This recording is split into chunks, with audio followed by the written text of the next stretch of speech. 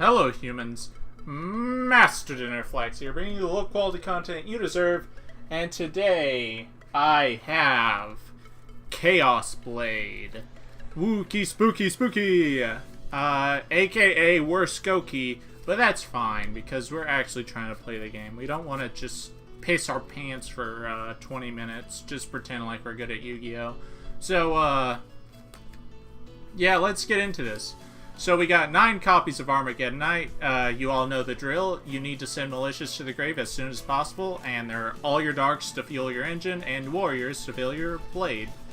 Triple malicious, of course, best combo part. It's the best part of the combo. Not 1, but 2 BLS. Yeah, it's really just like, it's weird. You always want to search this. Even if you draw one, it's okay. You just want to search this. You always want your opponent to see that you have a BLS in hand. It's going to force them to, like, try to OTK you through your board. And when they're trying to OTK you, that means they're probably going to lose, because you'll have enough defense. They're not going to do it, and once they've overextended, you just BLS them to death. So that's pretty awesome. Then we got 1 Plague Spreader for the combo, 1 Farfa for the Beatrice, 1 Perfect Daze for the combo. These 2 right here, they're alternate combo paths. Sometimes, depending on how you set up the combo, you're left with just like a random branch that you can explore, and AD Changers for instant fusion, because it allows you to keep an online Raijin on the field. And if you've already done your Beatrice, and even your Beatrice UA play, sometimes you can just throw a Shadow Mist Darklaw on there as well, and that's pretty good. Same with the Raijin play. You can have your Beatrice play or your Beatrice UA play, and then also end on a Raijin. So, really cool. 3 Effect Veiler. The reason it's not in permanence is because it has actual synergy with the deck. Not only is it a light, but it's searchable through Chaos Zone, which we play 3 of. You guys know the drill. You just banish a bunch of cards, get a whole bunch of cards back, and Blade makes it super easy. That's Chaos Blade. Triple Instant Fusion for the Raijin play, pretty good. 3 Called by the Grave because you don't want to get hand trapped. Not to mention it also fuels Chaos Zone, so that's pretty good. 1 DDR. So 6 equip spells. I'll explain what each of them do. So this one's very obvious what it does, and this one's pretty obvious, but these 4 have unique interactions that I want to keep. This allows any monster to out anything stupid, so it's actually really good for that. Like, if they have a Darklaw, like, recently I got Gumblar for 4 in a Darklaw deck, so the only cards I had in hand were Greffer and Moonmirror, but my Malicious was in the grave. As long as I outed the Darklaw, I could get them, and that allowed me to get them.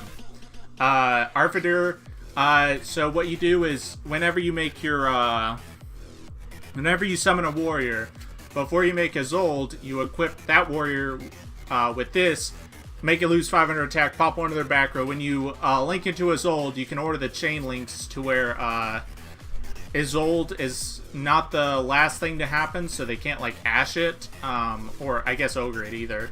And then you can re-equip it, make Isolde lose 500 attack, and pop another sack card, so that's pretty cool. Yeah. And then Autonomous Action Unit. This one's really interesting because it's like, if you're going to keep an equip spell in the deck, like you have room to keep equip spells in the deck, this is one you want to keep in the deck. Because it's such an unfair top deck. It's a monster reborn for your opponent's grave. Oh, it's a premature burial for your opponent's graveyard, I should say. So, like, when you're grinding them out of resources, you can just top deck this, grab out their Borreload Dragon, grab out something stupid, and you can just proceed to win because you top deck something unfair. And finally, Power of the Guardians. This one's interesting with Stardust Charge Warrior and BLS because they get multiple attacks. So their attack gets really high, and for each spell counter, they're just immune to destruction for each spell counter. And, like, if for some reason a BLS or Stardust Charge Warrior can't kill your opponent with this, like, Stardust Charge will be at 35, immune to destruction 3 times, BLS 4k, immune to destruction twice. Just very, very good stuff. Then we got Foolish Burial, Soul Charge, Reborn, Rhoda, and Mass Change. For the side deck, it doesn't matter. I'm still working on this deck in real life, so it's going to be a while before it's done. For the main part of the combo, Beatrice. And we got M7 for an alternate rank 6. For most of the Soul Charge plays, you end up with Evil Swarm Nightmare, but sometimes you can go for Dweller too. Like if you have Raijin, you might as well just go for Dweller. Then we got Omega for a rank Synchro 8, but Charge Warrior as part of the main combo as Synchro 6. 2 is old for the combo. Summon Sork. Originally this was a part of a lot of combos in Chaos Blade, but the more I play it, the more I realized it's kind of just... It's one of those cards that leads to alternate branches, but it only is good if your hand is good and you're not getting disrupted. So a lot of times it's just like... It's just there, but sometimes it really does come in clutch with certain other plays. So that's really good. Nightmare, Unicorn, and Phoenix.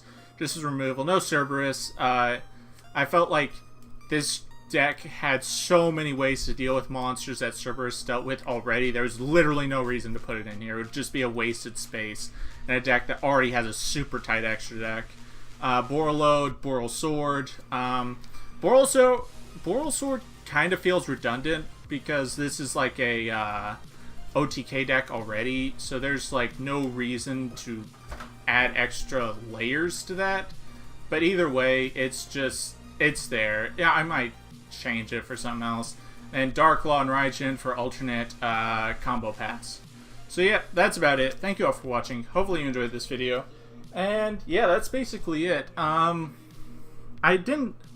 There's like no real reason for this to be 40 cards because there's so many bricks in it that all you need to do is open up an Armageddon Knight, one of the 9, and that's it. And well, one of the 10 technically. And like